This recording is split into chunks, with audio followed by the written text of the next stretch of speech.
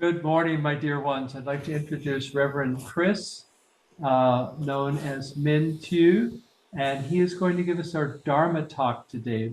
Reverend Chris, would you give us a little background before we start? And I'm going to pin you for the group. Okay. Good morning, Sangha. I'm Chris Fisher. I live in Pasco, Washington. I'm a student of Ty Cozen's.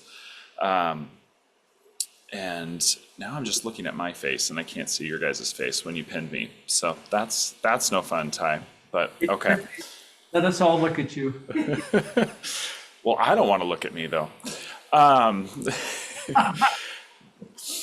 I am a middle school special ed teacher by day. I work with students on the autism spectrum, students with emotional behavior disabilities, and mentoring teachers and paraeducators in the education system in Kennewick, Washington. I've been a student of Ty Cozen's for I've lost count. Ty, is it 3 or 4 years now?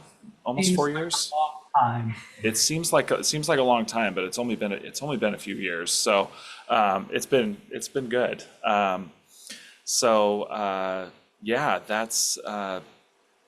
I guess that's my background. I've got my wife and daughter. I was running a little bit late for check-in this morning. They're headed up to Spokane. A considerable part of my life revolves around volleyball. And even though my daughter's no longer playing and I'm not coaching, we're still quite involved. So they're going up to Spokane to watch a high school tournament today and support some of our athletes. And then my nephew's birthday is tomorrow. And I'm on puppy duty. We found out after we got our mini Australian Shepherd in December that my dad is super allergic to Australian Shepherds. So he is not welcome in Spokane.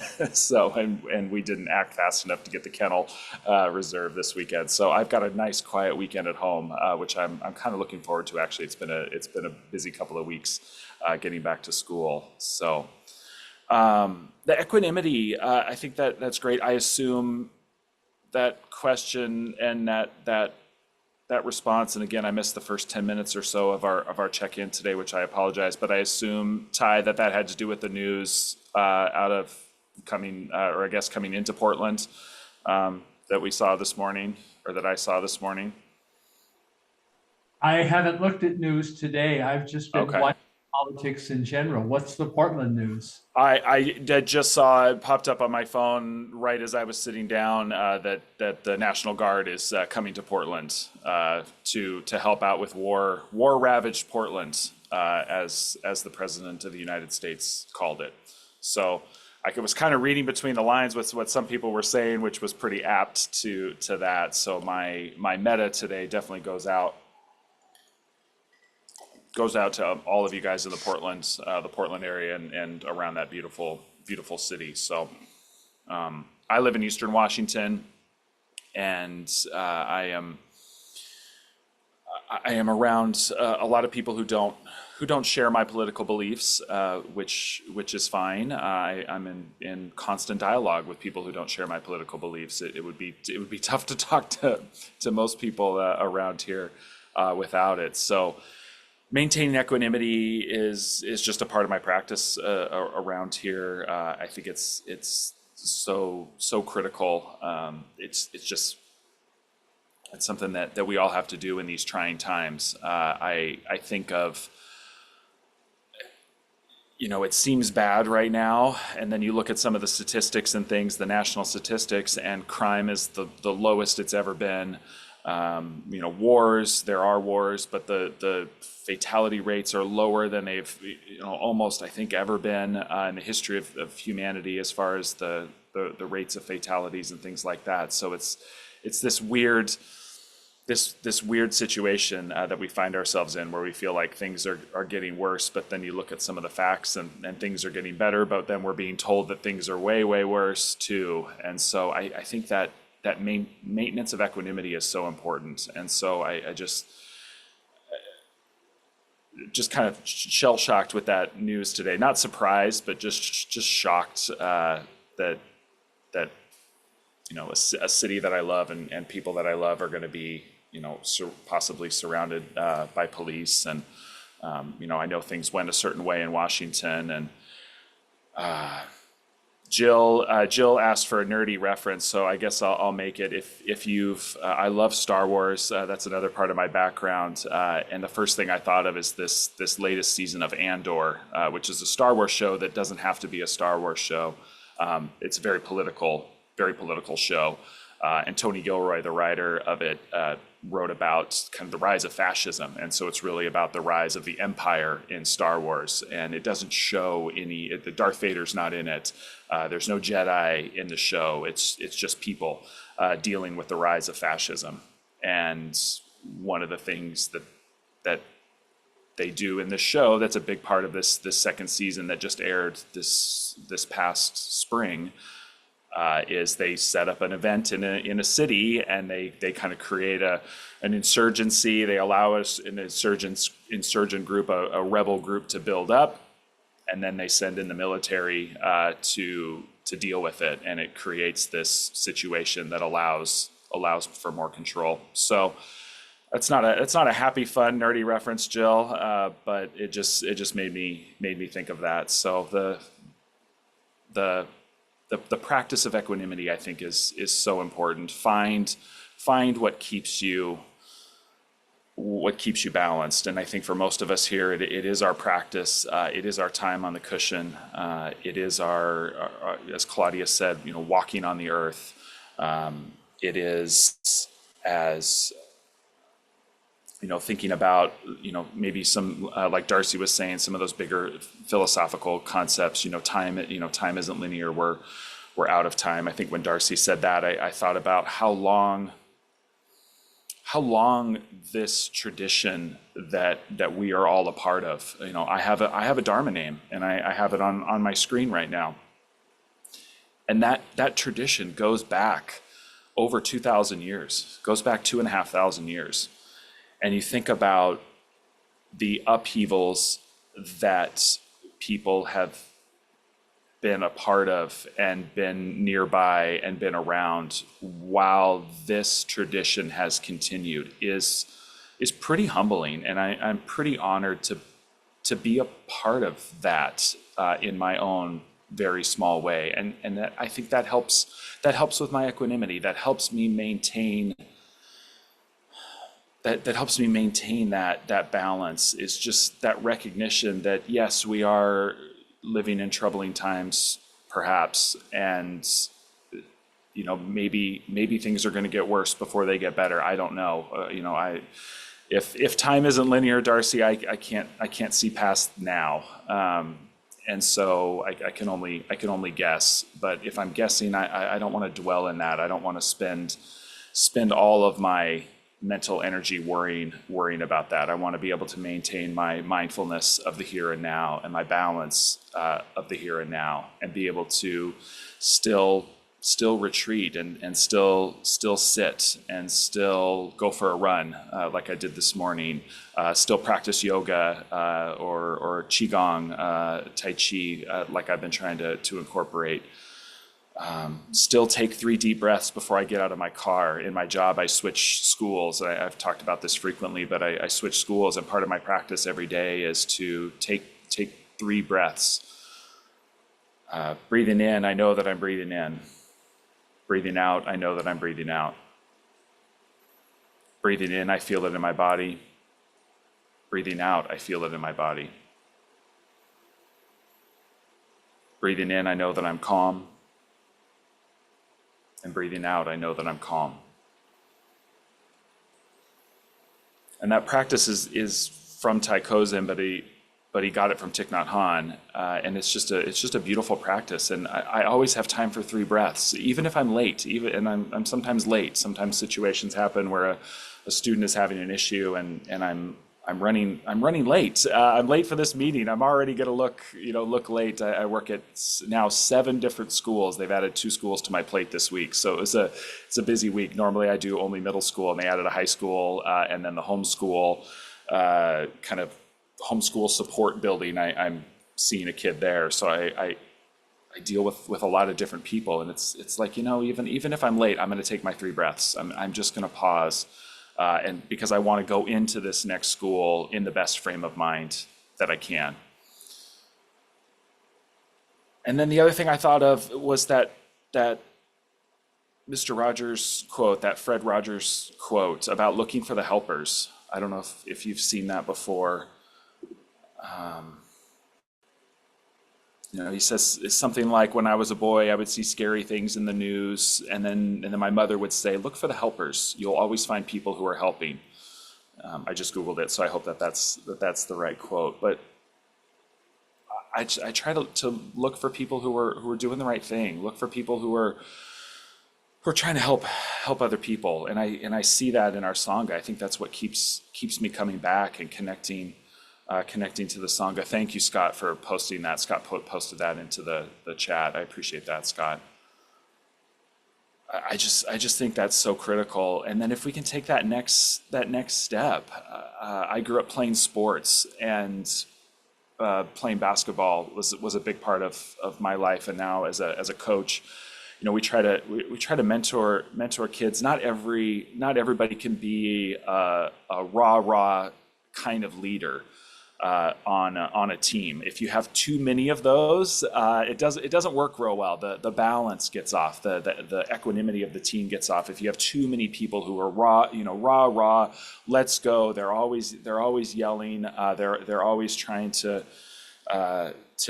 direct everybody. It's too many cooks in the kitchen kind of thing in sports. And so one of the things we talk with our athletes about, and one of the things that I learned growing up, was to lead by example. And so when you want to help other people do what we perceive as the right thing, start with yourself. Start by doing what you think you can. And I go back to that Fred Rogers quote from his mother: look for the helpers and be a helper yourself. Take that next step. Can we be a helper? How can we get to that position where we can be of aid and assistance to other people? And that connects to me to the Buddha's right livelihood, and that idea is so critical. It's one of the Eightfold Path. What are we doing? What are we doing in our day-to-day lives to make a difference? How are we making a living? Are we exploiting people for our own gain, or are we a helper? Are we doing something that's going to help other people, be of assistance? And I just think that snowballs, and that gathers momentum. And it's just that that idea of a single example can inspire other people, and it can just go a long way. So I'm nervous. I'm scared. I'm concerned about all these things, and I'm concerned for you guys and people in the Sangha. They're going to be a heck of a lot closer to the action here than I am, and I'm hoping and praying that the action stays minimal. But I'm worried. I'm worried that they may have found the right city where there are going to be people who aren't going to be able to maintain that equanimity, and things are going to be maybe a little bit more eventful than they have been in Washington, D.C. So I'm just kind of thrown with that. I had another talk prepared, which I'll kind of touch on a little bit here. One of the things we talk about with our kids when we're teaching mindfulness, one of the things we show our students is I'm plugging Disney Plus today. If you don't have a Disney Plus subscription, I'm sorry. I was talking about Andor, which is one of my favorite shows, and then there's a National Geographic show available on Disney Plus that we show our students, and this ties back into how we handle stress and adrenaline in certain situations. And the show is called Limitless.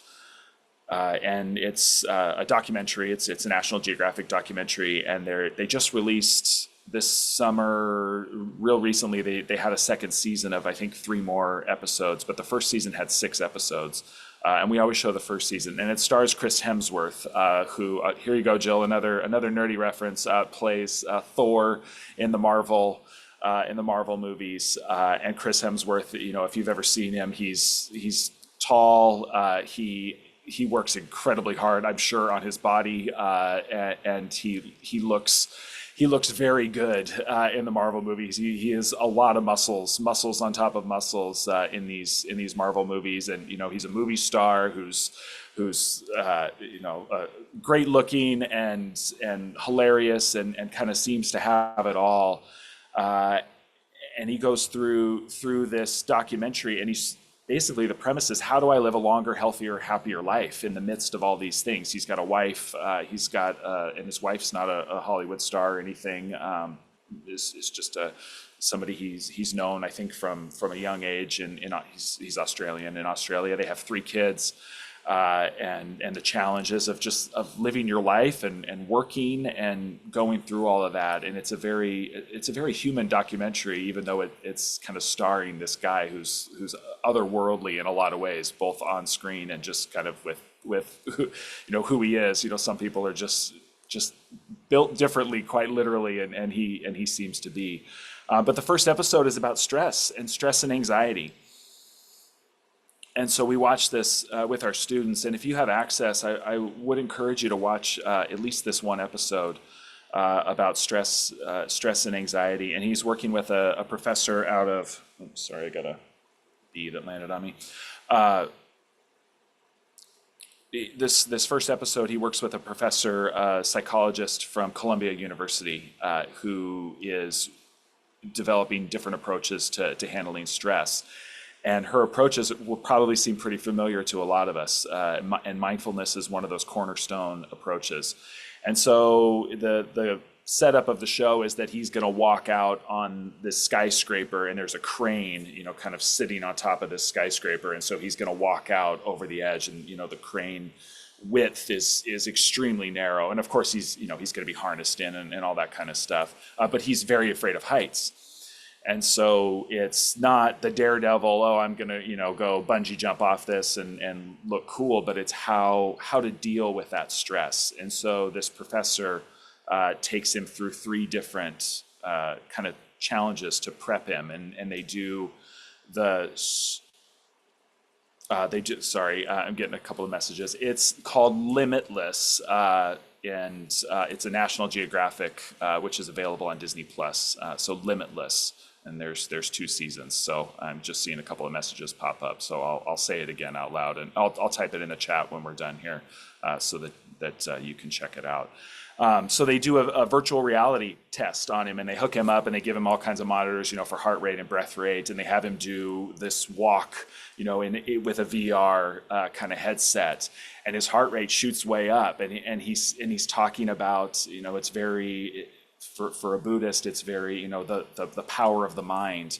And I think of kind of Yogacara Buddhism with that. And his heart, he talks about how on one part of my brain knows this isn't real, and the other part of my brain is saying, why are you stepping out on this, on this narrow walkway, over concrete and city space. And so he's trying to deal with that, and then they put him in the pool for the second challenge with the Navy SEALs, the Australian version of the Navy SEALs, and they put him in the pool and they tie his hands and feet together, and kind of go through that stress response as you're drowning, and it's called drown proofing. And so he goes through, and he's a surfer. He spends a lot of time in the ocean, but he really struggles with that and kind of starts stressing out with that. And she kind of pulls him aside and teaches him about positive self-talk, which is another great coping mechanism, that giving ourselves that encouragement.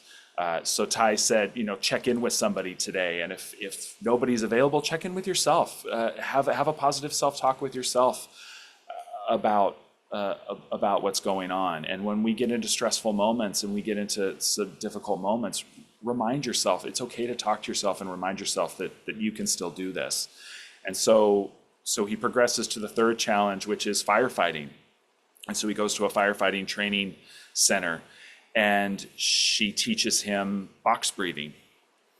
and I can't see everybody right now because I'm pinned, which I don't like, but that's okay.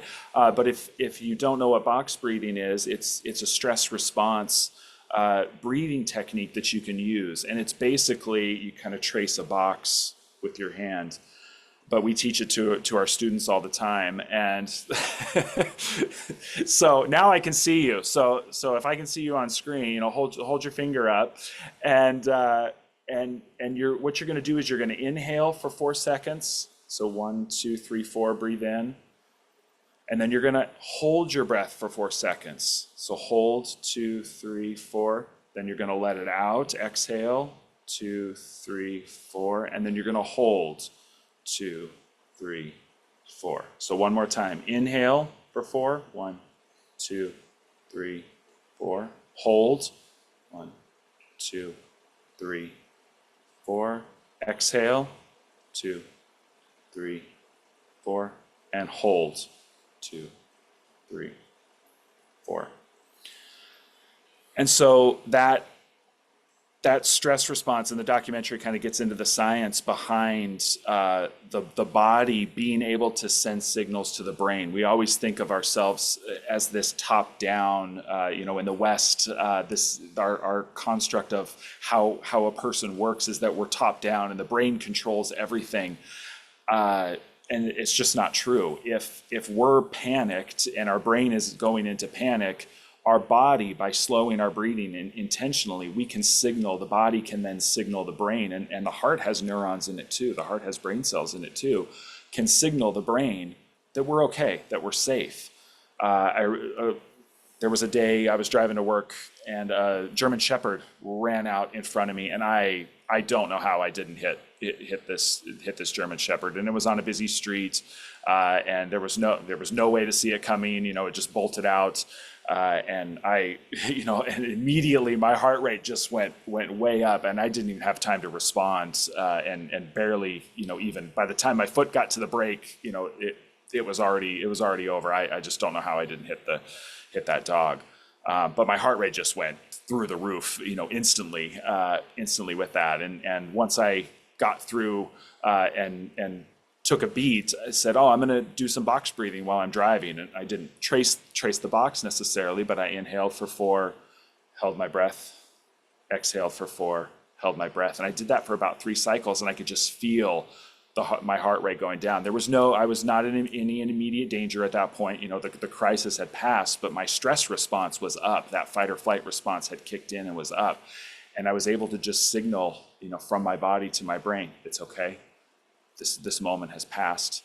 We don't need to dwell here anymore. And it's just a real illustrative. You could just feel it in your chest. You could just feel my heart settling down. So she teaches him the box breathing, and then he goes into this firefighting situation, and he's got an oxygen tank on, and he just blows all his oxygen within a very, very quick time, as most of us would do if we were thrown into that without that sort of without any sort of training. And so he has to abort the mission. He only ends up saving one of the couple of dummies, and he has to abort the mission because he wasn't able to control his breathing. He wasn't able to handle his stress response in this documentary. And so then they take all the firefighters in and they do a mindfulness session. They do a 20-minute mindfulness session, and she kind of breaks down, and they sit, and he's got the heart rate monitor and the breath rate monitor, and you can see on the screen, his breath is elevated, and then as the session goes on, about 10 minutes in or so, it just drops down to about 4 or 5 breaths per minute, and you can just see that balance come back, that equanimity come back after that massive amount of stress that he was under. So, and I won't spoil the end if you get a chance to watch it. But the last part is the crane walk for real, and so it's well done. It's a good documentary, and like I said, we show it to all the middle school students that I work with. We watch it. We go through the science. We get into the cortisol versus adrenaline, and how cortisol can really stay in our systems. And I'm sure there's people in this room that know way more about this than I do. But how that cortisol can really stay in our systems and what the long-term health deficits are with that. That's the more stress you have, the higher your cancer rates are. The more stress you have, the long term, the higher your risk for heart disease. The more stress that you have, the higher your risk for diabetes, and all of these things that are so tied to our stress. And so, just again, back to that equanimity, we all have to find a way to let that shit go sometimes. And excuse my language, but we just have to find a way to let it go. And I know we all have our own practices, but 2,500 years ago, the Buddha came up with this system of letting it go, and it's a pretty well thought out system. And there have been some amazing thinkers over the past couple thousand years that have added to this and put added their own spin to it, put their own notes on it, their own observations, their own systems. And so there's lots of ways to do this. But the Buddha put together a pretty darn good system with the Four Noble Truths for equanimity, for balance, for seeing what is happening right now with not only with ourselves but with our interconnected nature and the dependent arising and all of these beautiful concepts that we have. And so just encourage you to put yourself in a position where you can be a helper. And we talk about in teaching all the time, you can't pour from an empty cup. When you walk into a classroom, if you're not in the right spot, you can't be there for the kids. And I'm just real concerned about everybody and going forward and just wanting to make sure that you have that opportunity and you have that in mind to be an example, to be a helper, and to start with yourself and start with this practice and be able to move out into the world in a way that is helpful and beneficial for others. And so that's my wisdom for today. I hope that it helps. I appreciate everybody listening. Ty, I appreciate you unpinning me so I can actually see, so it doesn't look like I'm just talking to myself in here. So let's do some practice. Let's do some practice today. By the way, I was also going to mention the Plum Village app. I'm sure some of you have downloaded that, but I just recently discovered you can turn on mindfulness alerts on that. And so on my Apple Watch, about 7, 8, 9 times a day, or whatever I have it set on, listen, this wonderful sound brings me back to my true home, pops up on my Apple Watch, because that is Thich Nhat Hanh, and that is from the Plum Village app. And we use that, and I hold that really dear to my heart and to my practice, and just the sound of that, the bell. But that reminder, in words at least, pops up on my watch. I can't have my phone play the bell sound, unfortunately, in the middle of a classroom. But that app is available, and that's kind of a cool thing. So that may be another way to help your practice, to help you pause, to find that. And just a little technique to maybe use technology to help us all find that equanimity. So I just thought I would mention that. I discovered that this summer, and I thought that was pretty cool that it said, listen, this wonderful sound brings me back to my true home. So right on my watch several times a day. So pretty cool. All right.